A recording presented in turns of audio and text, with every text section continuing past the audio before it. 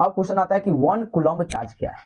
1 coulomb charge को आप कैसे डिफाइन कर सकते हो? तो वेरी सिंपल, 1 कूलम्ब चार्ज को आप दो तरीके से स्पेशली डिफाइन कर सकते हो। ऐसे तरीके तो और भी है, लेकिन दो तरीके आपको हम बता रहे हैं।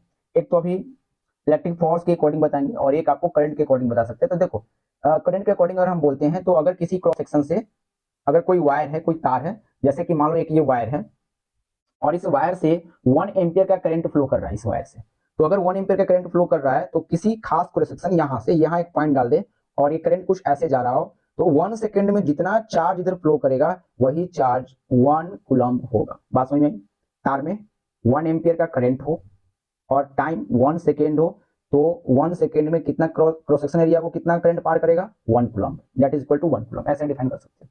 दूसरा तरीका 1 कूलम्ब को डिफाइन करने का क्या है, ये आप कुछ ऐसे डिफाइन कर सकते हो। मान लेते हैं दो ऐसे बॉडी है, दो बॉडीज हैं, body A and body B, दो पॉइंट चार्ज है और इन पे इक्वल चार्ज, कितने चार्ज? Equal charge, equal.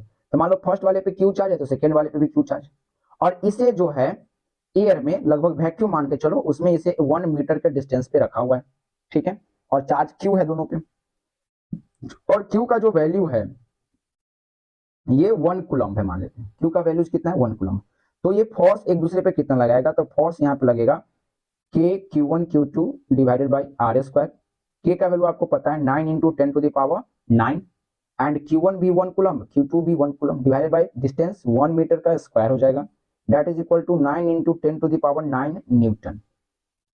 अब देखो अगर हम ये वाला जो हमने अभी बताया, इस वाले इक्वेशन का यूज हम अगर डिफिनीशन में करते 1 कूलम्ब के डिफिनीशन में, तो हम यह बोल सकते हैं दो समान चार्ज अगर वैक्यूम में 1 मीटर के डिस्टेंस पे रखा गया हो और वो एक दूसरे पे 9 into 10 to the power 9 newton का फोर्स लगा रहा हो, तो उन बॉडी पे, ईच बॉडी पे चार्ज का वैल्यू कितना होगा? 1 कूलम्ब होगा। तो ऐसे आप डिफाइन कर सकते हो। तो डिफिनीशन कुछ ऐसे हम आपको लिख देते हैं आपके लिए।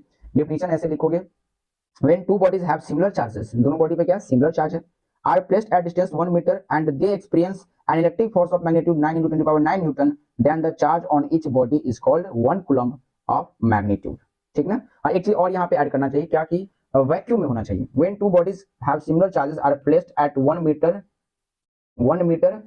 and 1 meter in vacuum, यहाँ पे आप लोग ऐड कर लेना 1 meter in vacuum and they experience an electric force of magnitude 9 into 10 to the power 9 newton, then the charge on each body is called 1 coulomb of magnitude। ठीक है।